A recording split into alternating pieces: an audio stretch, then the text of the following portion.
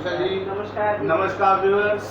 हमारे व्यूअर्स के सामने आज हम लेके आए हैं उषा गौतम जी को।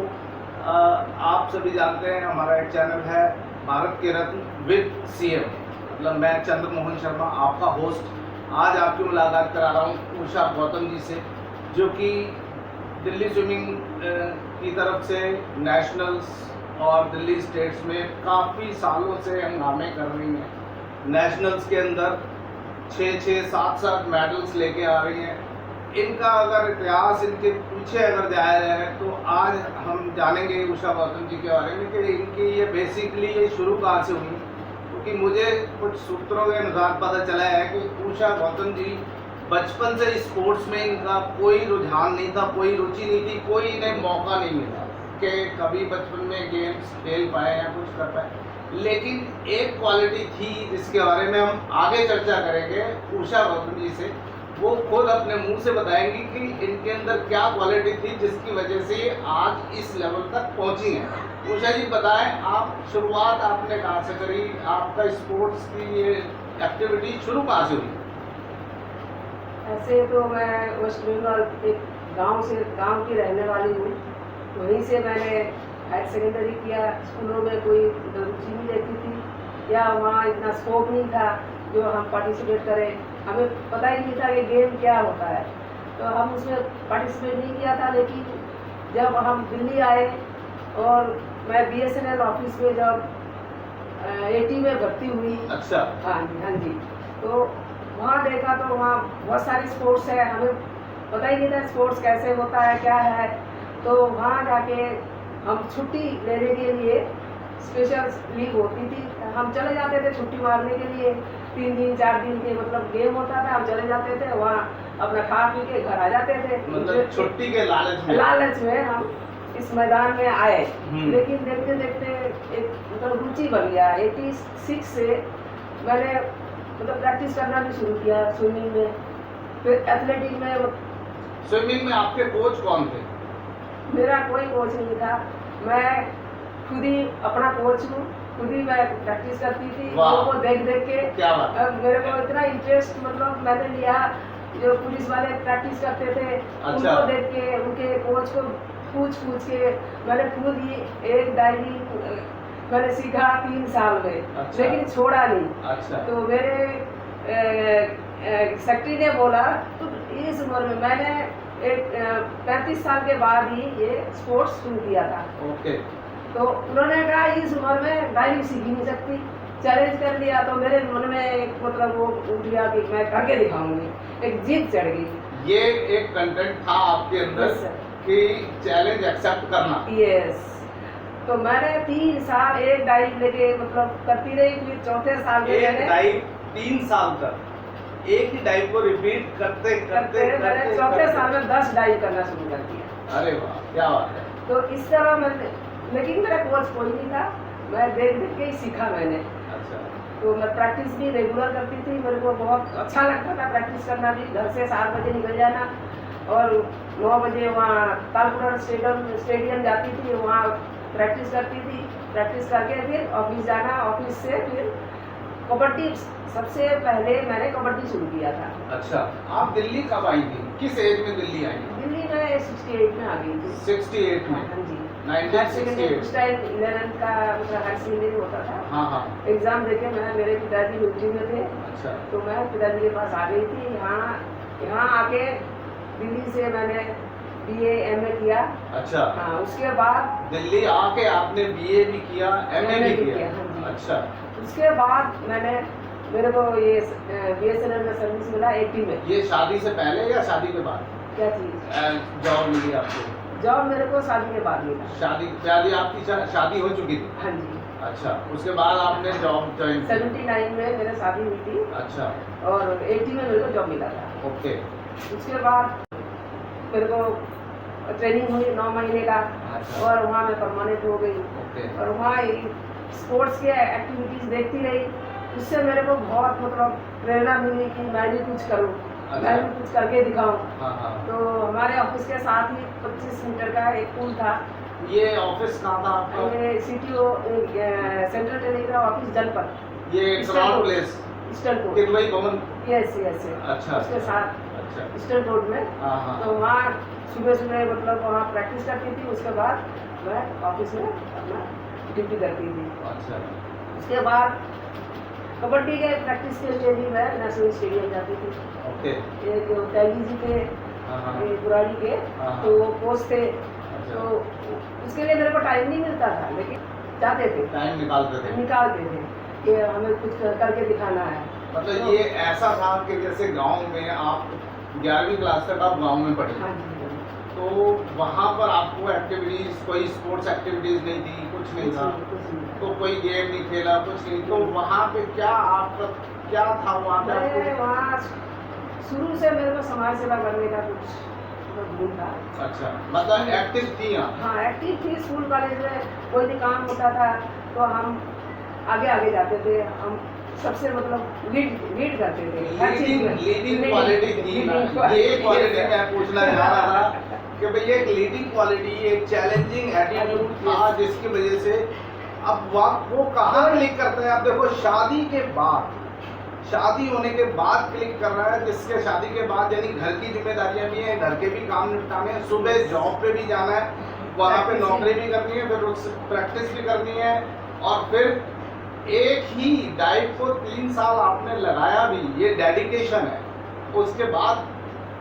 उसके बाद रेगुलर प्रैक्टिस करती रही, चाहे हम ऑल इंडिया में प्लेस भी लाते रहे, हाँ, तो हमें ऑफिशियली परमानेंट ड्यूटी भी दिया गया। 2 अच्छा। घंटा हमें प्रैक्टिस के लिए भी दिया गया। अच्छा।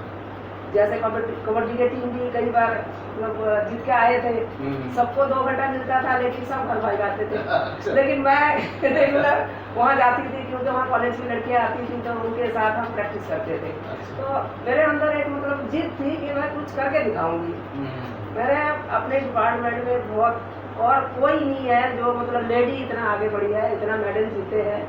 मैंने स्विमिंग चैंपियनशिप लिया है, और डाइविंग चैंपियनशिप भी मेरे को मिला है, और मतलब हर चीज़ में जो भी मैंने वहाँ मतलब प्रैक्टिस करने के बाद जो भी मैंने चाहा, जहाँ मेरे तक को देख मिला रहा है। हूँ आपने, जहाँ तक मुझे दिखाया है, मुझे लगता है जैसे तकरीबन वैसे 100 से ज़्यादा ये मेडल्स होंगे आपके ये पास। 250 मेडल है। है। अच्छा, हाँ जी। 250 मेडल्स हैं। और आपने नेशनल्स में कितना? नेशनल में भी काफ़ी 100 के करीब मेडल हैं नेशनल। अच्छा, तो अभी आपका क्या आगे का क्या प्रोग्राम है? आगे का बस हम अभी भी स्विमिंग में हम पार्टिसिपेट करेंगे, अच्छा, और इसमें हम नाम कमाना चाहते हैं। और भी काम? और भी- अभी स्विमिंग बाकी है, हाँ, अभी स्पोर्ट्स बाकी है जो काफी। रिटायरमेंट के बाद तो बस अपना ये स्विमिंग ही रह गया। बाकी स्पोर्ट्स में तो अब रुचि नहीं लेती, पहले लेती थी। अच्छा, मैंने badminton, athletics, kabaddi, table tennis सब खेला है। तो हाईएस्ट आपने स्विमिंग के अंदर Swimming के नेशनल अंदर, में yes. हाईएस्ट एक साल में कितने मेडल लिए हैं आपने? एक साल में अभी पिछले साल तो 6 ही लिए मैंने। अच्छा, 6 ही लिए बस। हाँ। मतलब 6 मेडल कम होते हैं नेशनल्स में। उससे पहले इससे पहले तो जब डिपार्टमेंट में भी 5-6 आ जाता था, और अपने नेशनल में भी 5-6-7-9 तो मैंने मेडल लिए हैं। अच्छा, और हाईएस्ट 9 मेडल ले चुकी हैं उषा जी नेशनल्स के अंदर, मास्टर नेशनल्स में। हाँ, आप सर्विसेज की तरफ से भी खेलती थी? सिविल हाँ, सर्विस? सिविल सर्विसेज की तरफ से भी खेलती थी, वहाँ भी मेडल आती थी। अच्छा। डाइविंग भी करती थी मैं, और स्विमिंग भी, वहाँ भी 5-6 मेडल 6 मेडल वहाँ भी लिए। हाँ, हाँ जी। काफी वहाँ भी एक्टिविटीज में काफी- रही हैं आप। हाँ जी। वही हमारा उद्देश्य भी यही है कि जैसे अब। जहाँ स्पोर्ट्स के मतलब मौका मिल जाता है वहीं हम चले जाते हैं। अच्छा। दिल्ली स्टेट भी खेला है, और आपके ऑर्गेनाइजिंग में भी काफ़ी मतलब रुचि लिया। हाँ हाँ ये दिल्ली स्टेट जो भी मतलब कंपटीशन होता था, हाँ, कंपटीशन में हाँ, आपने उसमें ऑफिशियल हाँ, ड्यूटी भी दी है। बहुत हाँ, हाँ। 8-10 साल तो ऑफिशियल ड्यूटी भी मैंने दिया है बहुत। तो खेलों में मेरे को बहुत रुचि है। आपको कैसा लगा कि जैसे जब आप स्विमिंग के अंदर एंट्री की, आपने 86 में एंट्री की स्विमिंग में, तो उस टाइम पे आप कैसा महसूस करती थी कि स्विमिंग के अंदर जो भी महिलाएं आती थी, लड़कियां आती थी, वो आपने देखा, आप डाइविंग के अलावा स्विमिंग भी तो करती थी, हाँ जी। आप ब्रेस्ट स्ट्रोक भी किया, आपने बैक स्ट्रोक भी किया, है ना? तो उस टाइम पे आप देखती थी कि लड़कियां ज़्यादा मेहनत करती थी और किस तरीके से उनकी तैयारियां हुआ करती थी, और आज क्या देख रही हो आप?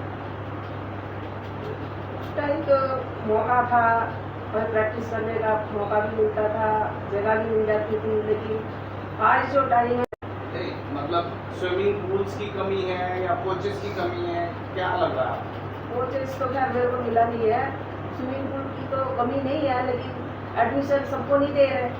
अच्छा। आजकल जो है, जैसे रूरल फैशन में मैं प्रैक्टिस करती थी, पिछले साल इन्होंने मना कर दिया, नहीं कर सकते, हम्म।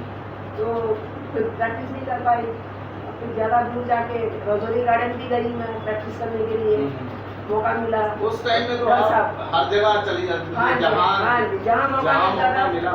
उस टाइम में आपके 70 जगह निकले, मतलब जहाँ भी मौका मिला प्रैक्टिस करने के लिए मैं चली जाती थी। डल साहब के पास भी, हाँ, रजौरी गार्डन। रोजोरी गार्डन भी गई है।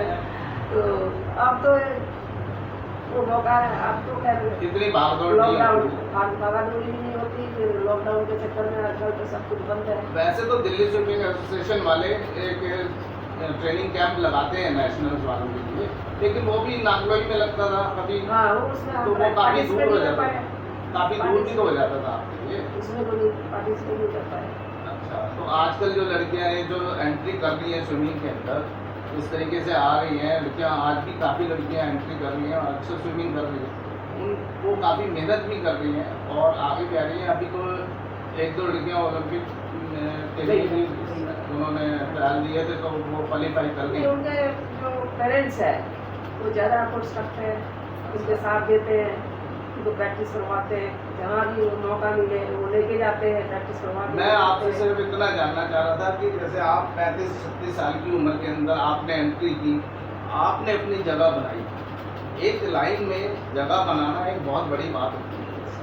बच्चे आजकल देखो 10वीं 11वीं 12वीं तक आते आते बच्चों को अपनी अपनी लाइनें मिल जाती हैं। जिसके पास अपनी लाइन होती है वो उसे एक उद्देश्य मिल जाता है, कभी मैंने इस लाइन में चलना और मैं आगे जाके इस तरीके से इसमें भविष्य बनाऊँ।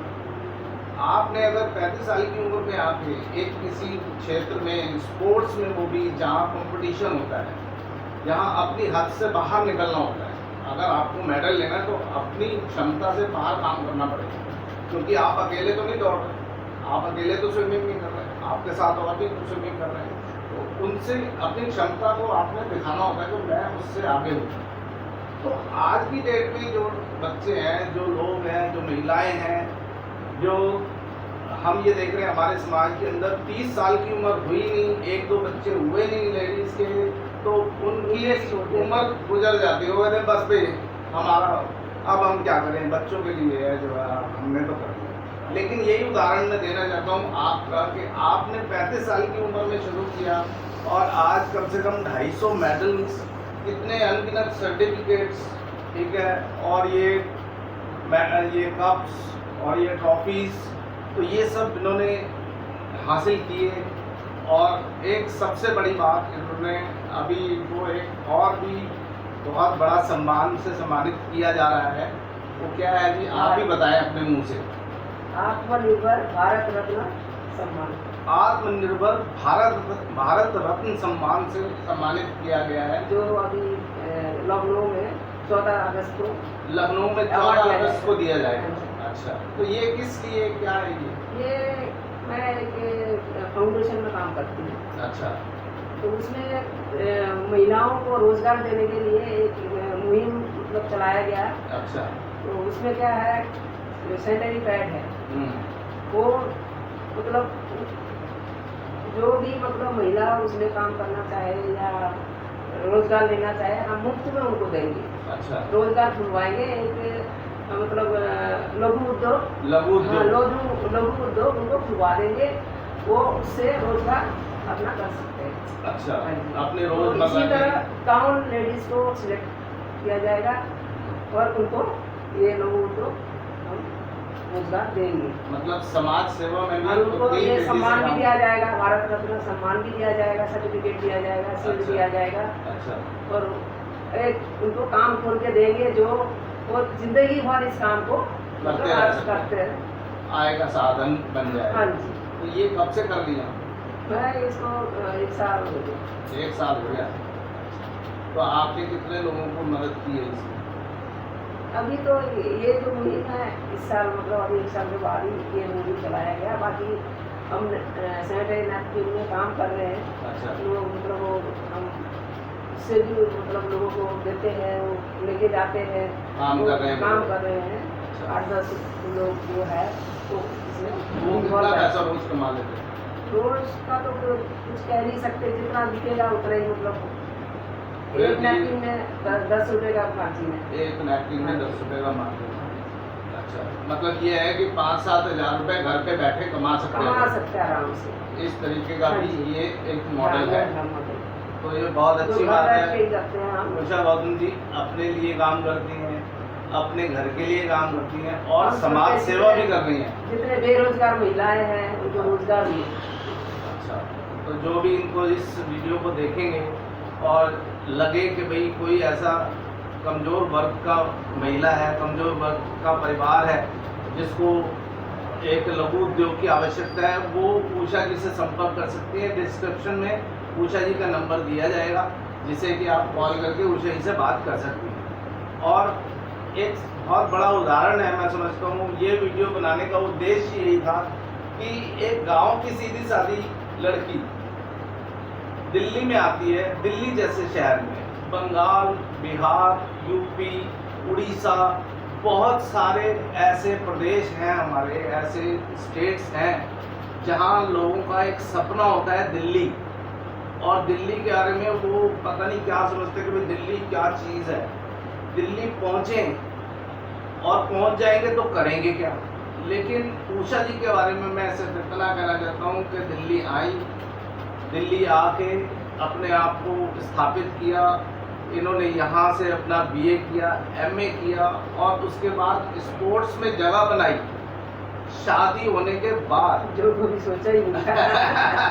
जबकि कभी सोचा नहीं था कि स्पोर्ट्स में कभी आएंगे, लेकिन एक कंटेंट था इनके अंदर, लीडरशिप क्वालिटी, कुछ करने की इच्छा, चुस्त दुरुस्त, हमेशा सहयोग करने वाली, हमेशा हंसमुख। और इनके हस्बैंड जो कि सॉरी टू से पिछले साल हमारे साथ नहीं रहे कोविड में, लेकिन वो भी इनका साथ बढ़ चढ़ के देते थे, हमेशा वजह से खुश आज रहते थे। इतने आगे हम बढ़ पाए। ये देखो, उन्होंने बहुत मदद की, बहुत सहायता की, साथ साथ लगे रहते थे, बैग लेके इनके साथ हमारी घूमते पूरी थे। फैमिली आपकी साथ सिस्टर दिया। भी तो आती थी वो। हाँ वो अभी कलकत्ते नहीं है। अच्छा, तो पूरी फैमिली मेरे साथ पूरा साथ दिया है, इसलिए मैं इतना आगे बढ़ पाई हूँ। बढ़ पाएंगे।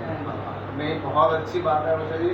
हमारा तो उद्देश्य सिर्फ इतना था कि और भी कई, मैं इतना सोचता हूँ, मैं पिछले 5-6 साल से ये सोच रहा हूँ कि कई लेडीज होती हैं जिनसे मेरे पास कांटेक्ट करते हैं भाई फिटनेस के लिए।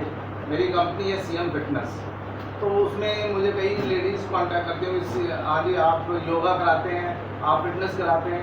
तो हम उनसे जब बात करते हैं तो पता चलता है, वो बताते हैं जी नहीं मैं तो अपनी बेटी के लिए बात कर रही हूँ, हमारी तो उम्र हो गई है, हम क्या करेंगे। आपकी कितनी उम्र है जी? कोई कहती है जी मैं 30 साल की हूँ, कोई कहती है मैं 35 साल की हूँ। अब 30-35 साल में वो अपनी उम्र को ख़त्म कर चुकी होती हैं, यानी कि उन्होंने अपने आप ही ख़त्म कर लिया है। अब उन लोगों के लिए आप एक उदाहरण हो कि 30-35 साल में तो उम्र शुरू होती है, कभी आप कुछ कर सकते हो, करने की इच्छा होनी चाहिए। और आगे आगे देखो, ऐसे ऐसे उदाहरण हमारे सामने पड़े हैं। उषा जी जिन्होंने इतना कुछ किया और अभी आत्मनिर्भर अपना एक सम्मान भी लिया इन्होंने, भारत रत्न सम्मान, तो ये एक बहुत बड़ी बात है। इसी सब के साथ हम आज की वीडियो यहीं पर समाप्त करते हैं। उषा जी बहुत बहुत धन्यवाद आपका। और उषा जी के लिए बहुत बहुत धन्यवाद। मैं बताऊं, ये इतने सारे मेडल्स, ये ट्रॉफीज, देखो ये इतने सारे मेडल्स, ये देखो ये कम से कम 250 मेडल्स हैं, और अभी काफ़ी ट्रॉफीज, काफ़ी मेडल्स और भी रखे हुए हैं, और बहुत सारे सर्टिफिकेट्स हैं। उषा जी बहुत बहुत धन्यवाद आपका, आपने हमें अपना कीमती समय दिया। Thank you very much. आपको भी बहुत बहुत धन्यवाद।